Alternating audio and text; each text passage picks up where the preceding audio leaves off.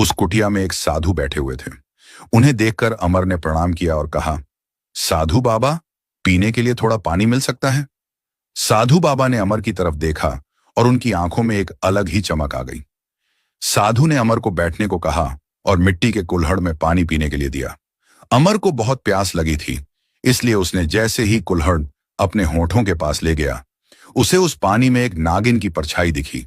अब अमर डर गया और डर के मारे उसने वो कुल्हड़ फेंक दिया। कुल्हड़ के दो टुकड़े हो गए। साधु ने कुछ नहीं कहा और दूसरे पात्र में अमर को पानी दिया। इस बार अमर ने पानी पी लिया। तब उसे कोई भी परछाई नजर नहीं आई। मुझे बहुत प्यास लगी थी, आपका बहुत बहुत धन्यवाद साधु बाबा। साधु ने अपने चेहरे पर मुस्कुराहट लाते हुए कहा, नहीं बेटा, पानी पिलाने के लिए धन्यवाद कैसा? ये तो ईश्वर का कोई संकेत है जो तुम मुझे मिले हो। अमर को साधु की बात समझ नहीं आई। वो उनसे पूछता है, साधु बाबा, मुझे उस कुल्हड़ में नागिन की परछाई क्यों दिखाई दी? साधु जानते थे कि अब अमर उनसे यही सवाल पूछने वाला है। उसके पीछे एक बहुत बड़ी कहानी है बेटा। साधु ने अमर को बताया, तुम्हें जो कुल्हड़ में दिखाई दी, असल में वो वही है जिसे ढूंढने तुम यहां आए हो। उसी ने वो अंडा दिया था जिसके अंदर से तुम्हारा जन्म हुआ है। ये सुनकर अमर को ऐसा लगा कि उसके आसपास सब घूम रहा है और वो अभी चक्कर खाकर नीचे गिर जाएगा। साधु ने उसे सहारा दिया और कहा, नहीं बेटा, अभी नीचे गिरने का समय नहीं है। अभी तो तुम्हें और बहुत से ऐसे रहस्य जानने हैं जिससे तुम अनजान हो। अमर अब ध्यान से साधु की बात सुनने लगा।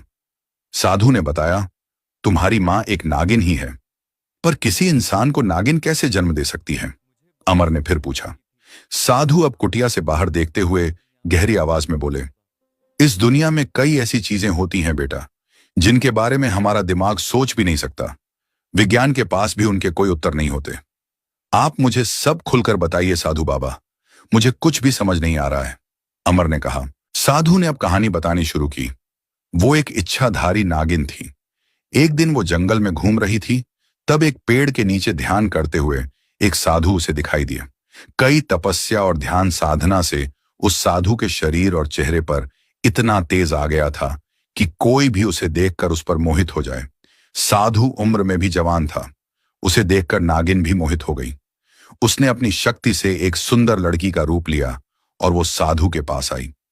साधु का ध्यान टूटने पर उसने साधु से कहा कि मैं आपकी सेवा करना चाहती हूं। साधु ने ठीक है कहा। अब वो लड़की रोज साधु की सेवा करती, उसके लिए जल और फल का इंतजाम करती, उसके आश्रम की सफाई करती, उसके पैर दबाती। ऐसे ही उसने लगातार 3 महीनों तक साधु की सेवा की। एक दिन साधु ने कहा,